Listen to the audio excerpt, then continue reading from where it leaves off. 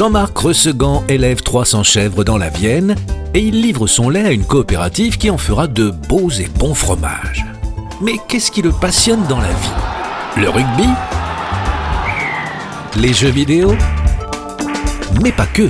Donc je suis devenu éleveur parce que je suis un peu tombé dans la marmite quand j'étais petit, parce que j'ai toujours connu les chèvres. Moi, ma grand-mère avait déjà développé un peu l'élevage et j'ai toujours été passionné par les animaux. Et ce qui me plaît, c'est qu'aujourd'hui, j'ai réussi à faire la même chose avec mes enfants.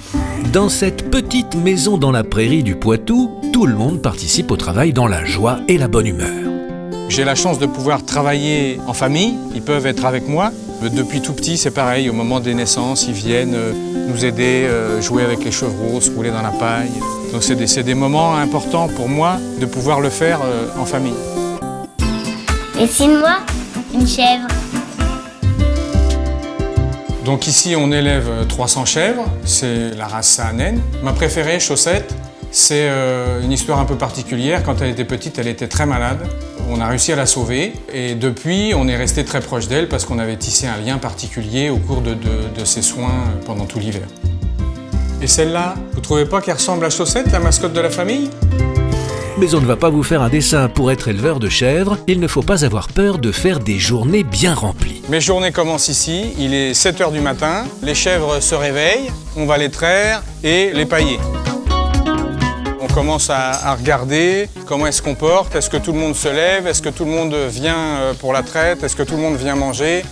Parce qu'il faut écouter ce qu'elles ont à nous dire et essayer de comprendre s'il y a quelque chose qui ne va pas, pourquoi. On se résume. Au début, il y a la chèvre. Jean-Marc traite la chèvre qui donne du lait. Ce lait est collecté par une laiterie qui le transformera en fromage.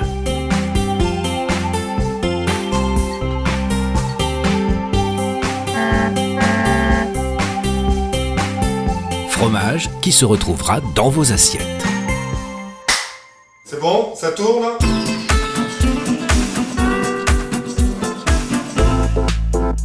Moi, j'ai pas d'avis tranché, donc aussi bien fromage en entrée, en plateau ou les yaourts en dessert. Moi, j'aime bien quand les saveurs se mélangent. Un vieux pinot très moelleux, très sucré, en opposition un peu avec un vieux fromage de chèvre très affiné, ou alors un fromage un peu plus jeune avec un vin blanc sec, ou un rosé avec un fromage blanc.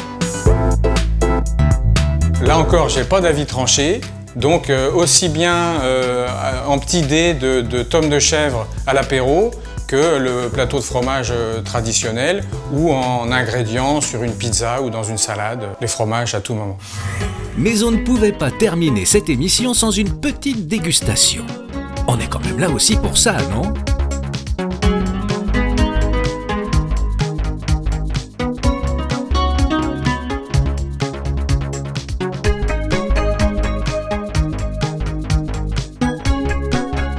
Encore des instants passionnément chèvres. Bon appétit!